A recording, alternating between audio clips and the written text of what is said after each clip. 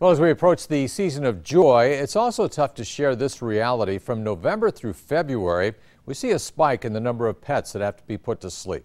And that's because so many times we decide to keep pets with us so family members can see them one last time.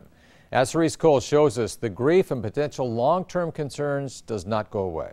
The catnip toys she would love. Susan Dolzel made a tough decision last June. She had to put her cat Sophie down. Sophie and her sister Sasha were part of Dolzel's life for more than 14 years. Sophie was diagnosed with kidney disease.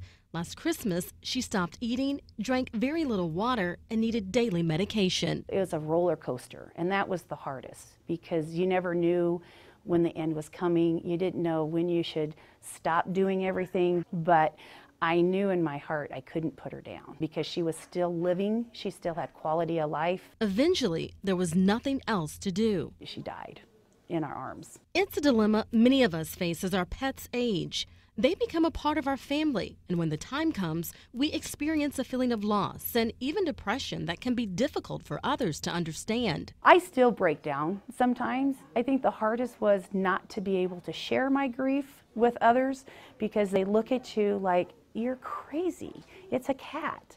Well, for us, it wasn't just a cat. It was our little girl.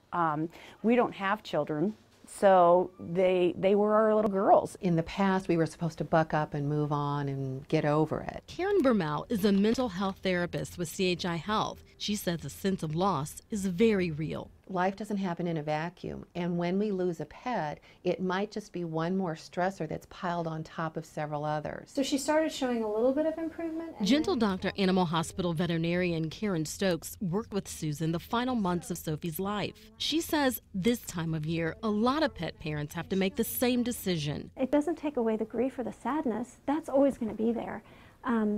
And there's always a little bit of guilt, too, associated because you have made that decision to end that life. Susan says she still thinks of Sophie, but has Sasha and isn't ready to get another pet. Not now. Not yet, anyway. With producer Roger Hamer, Cerise Cole, WOWT 6 News. Dr. Stokes says we should keep an open dialogue with our vet concerning euthanasia. Karen Bermel says after that decision's made, most question if they made the right choice. She says in most cases the decision really is the right one.